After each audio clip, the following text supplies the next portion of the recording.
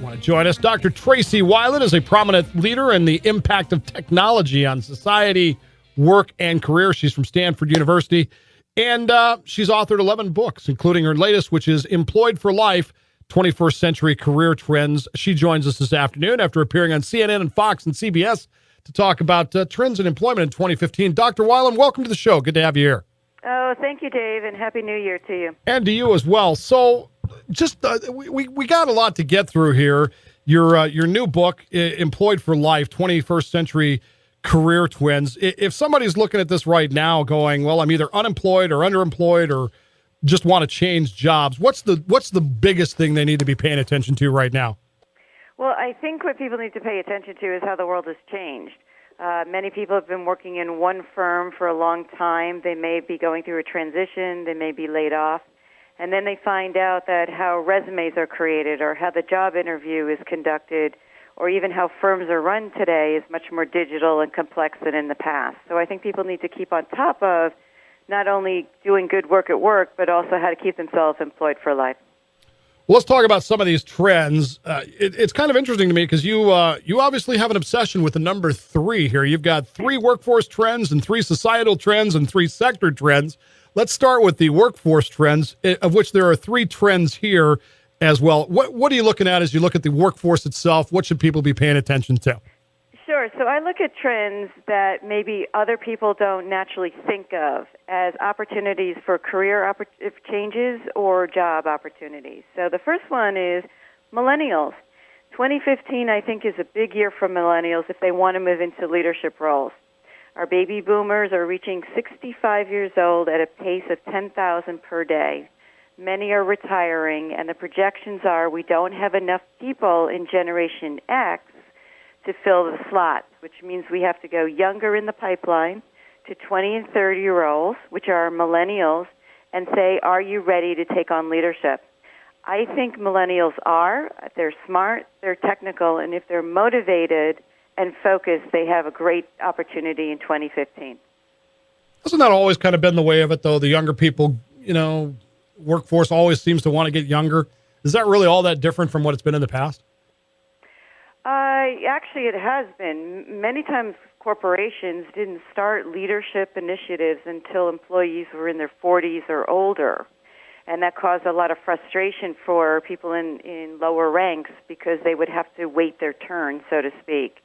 And younger people today don't want to wait their turn, and many will exit, right, and show their frustration by going to other firms that give them opportunities. So I think that the tide is changing, and there are opportunities for leadership, training, and skill development at a younger age now. So these, it looks like you think people are going to spend less and less time at a single job. They're going to keep. It's just sort of a bus stop along the way. It's not people don't just get into a career and stay in it for life anymore. Yes, I think that's a very good analogy because I think people are realizing that the corporation is not the destination anymore. It's just a stop in your career adventure. And that's already happening. Most of the projections are that by 2020, more than 40% of the workforce will be freelancing, contractors, temporary workers, or even, self-employed. And when I look at the Bureau of Labor Statistics, I see that in 2011, people were already having a velocity of 11 jobs in their career path, and many people tell me today it's more realistically 15 to 18 jobs. Now, does that include every job, or is that just that's not like moonlighting jobs on top of everything else, right? So what it is just we're going through a shift where our parents and many of us were groomed to target one firm and just stay there for a duration of 20, 30, some people 40 years, and then you would retire. Today, transitions happen more frequently.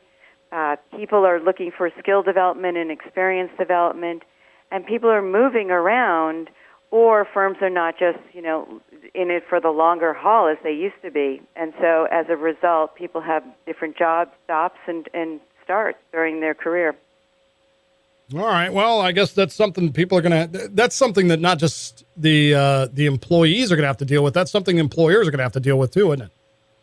Yeah, that's a very good point. And I think that that's some of the some of the research I did in Employed for Life was really talking to executives and hiring managers and HR personnel about how do you retain top talent in the current environment where top talent is usually looking for more challenges and opportunities. So how do we keep the stickiness, right, of keeping employees the ones we want in their firms? Did pay enter into that at all, or was it just that challenge that they were looking for? You know, that's a really interesting question, Dave, because with our younger generations and many people is they want purpose. Pay is a factor, particularly when you're younger, because you want to pay off debts, you want to be able to pay your rent, and survive. But as you get older, you want to be able to add value to life, find a meaning for yourself, have purpose, have a reason to go into an office or work at something vigorously every day. I would certainly think so. That's part of the problems that we're facing around here, too. Now, this next one, this workforce trend, really kind of caught me off guard, although I guess it shouldn't have, and that is that my next manager might be a software bot. Mm-hmm. Yeah, so, Bill Gates predicted that Americans are not prepared to face the fact that software bots will replace many of the jobs over the next 20 years. And I think, the point is well taken. The big buzzwords or technologies you'll hear about is artificial intelligence and the Internet of Things this year. Artificial intelligence is software that is intelligent to do many of the things that people are doing. But the difference is today is that it can continue to learn. I live in Palo Alto, California, and I see Google autonomous cars learning, right, without drivers to drive around the community. And we know that this is a reality for us next year. So, drones, right, how they can learn to be military assets or to deliver packages. So a lot of this artificial intelligence is going to drive a lot of new industry, but also replace jobs. All right, so if I'm someone out there that's looking for a job or thinking about 2015, and how does all this play to me? I mean, what sort of things should I be, contemplating my resume? Do I need more job training? I mean, how do you get used to the idea that your next boss might be a software bot? I think people need to look at their jobs today and what technologies are impacting the future of their jobs. So, for example, in manufacturing, I would look at 3D printing and robotics. Those are two technologies that are pretty mainstream now in the manufacturing industry. Can I learn them? Can I learn how to manage robots, as one gentleman told me that he does now? He's a robot manager. What is it that I need to understand about the technology, and how do I keep myself ahead of the curve rather than being behind it? Interesting. So that's the workforce trends that are out there. And, of course, you can find those in the books Employed for Life, 21st Century Career Trends. Dr. Tracey Wilen, she's joining us this afternoon as we talk about some of these ideas here. The other, the next section then is societal trends. Things, of course, changed in society. As you said, baby boomers are getting older, 10,000 a day. That's a lot of people turning 65, retiring. What are we looking at as some of the societal trends that are going to affect hiring in the 21st century and beyond? Yes, Ev, and I think these are kind of fun because these are trends that are happening in society just because consumers are gravitating towards them. So the first one I looked at was we're an on-demand society. We want our music on demand. We want our shopping on demand, shipping either same day or next day. We want our food on demand, and we even want our dates on demand. And this in itself is creating jobs and services. People are either creating the services to relieve Americans who are pressed for time, or companies are expanding in areas such as logistics, transportation, call centers, online chat rooms, retail, marketing, customer service, so apps. So on-demand is just a societal trend that is opening up doors for new services, new jobs, and opportunities. Part of that is technology, though, too, right? I mean, as long as I've been alive, we've always been an on-demand society, but we just sort of accepted that it was going to take 6 to 8 weeks to get that thing that you ordered from the cereal box. Now we just want it in 2 days because the technology has changed. Exactly. So technology creates efficiency and simplicity, and a lot of Americans are saying, hey, I like this, and I can get hooked on this because now I can spend more time on vacation or with my family or sleeping, and doing other things with time than sitting in traffic or waiting on a shopping line. Which, of course, is what people are doing right now. It also creates a sharing economy, doesn't it? Sharing account, why buy it when you can share it? We're sharing our houses, such as Airbnb. We're sharing our cars, like Uber and Lyft. We're sharing our bikes. We're sharing clouds. And, Dave, this year I even shared a Christmas tree. How do you do that? Yeah, it's really interesting because it's environmentally friendly. That's how it was positioned to me. But people actually grow Christmas trees. They pot them. They deliver them to your house. They tell you how to take care of them because, remember, they're alive. And then they come back and pick them up after Christmas, and they bring them back home to the forest for next year. So I basically rented a tree. Yeah. Well, that's okay. I guess that's all right. Well, it's sharing. Yeah. So, one, the technology's made it, but what I really liked is all the people that these firms employed over the Christmas season to transportation, ordering, Well, that's the point, is that somebody came up with this idea. It's the old argument, find a niche and fill it. Yes, and, and people were pretty happy because they didn't have to throw the tree out on the sidewalk like so many I see today, as I walk by. Weird. And food. This might be the most interesting thing. One of the more humorous, I guess, points you got here. Food is hot. Well, of course it is. Food is very hot. Americans need to eat. People need to eat. And the trends just keep coming and coming and coming and changing, creating, I think, more opportunities.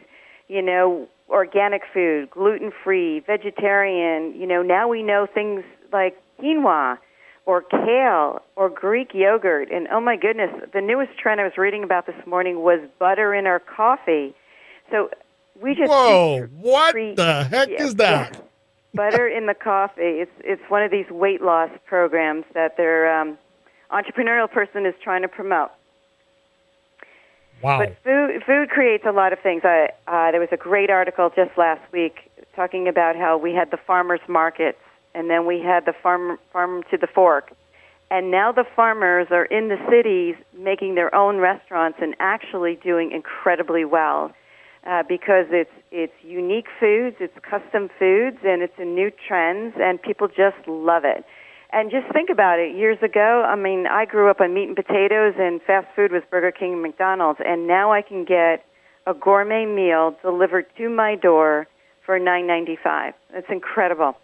Yeah, times change, and we change with the times. The name of the book is Employed for Life, 21st Century Career Trends.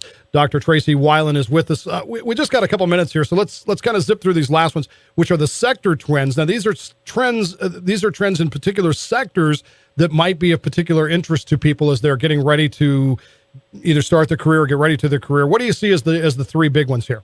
So the three big ones is security, cybersecurity, physical security, and terrorism. Unfortunately, I think security can be a safe bet. You can easy entry, and also it's a building block career. The second one is healthcare. As the boomers age, we have active and inactive boomers, both requiring a lot of services that drives everything from wearable technology to in-home services like health aides and nurses. And, of course, STEM, science, technology, engineering, and math. I think these are the highest-paying jobs in the most demand, so if you have the interest and the wherewithal, I'd encourage kids to go for it. Well, it sounds like you got a lot of research in this book. The book is Employed for Life, 21st Century Career Trends. Dr. Tracey Wilen. Where can they get the book, Doc? So my website is TraceyWilen.com, TraceyWilen.com. But I'll tell you what, Dave, I'm asking listeners that if they have a career selfie or story about their career makeover or job move, send me your story and I'll send you a book. Well, now that's a good deal. Something where we can learn from others on how they're changing their jobs or their careers so that we can learn something from other people. That works for me. So just go to TraceyWilen.com and you have the links there to send that to you, right?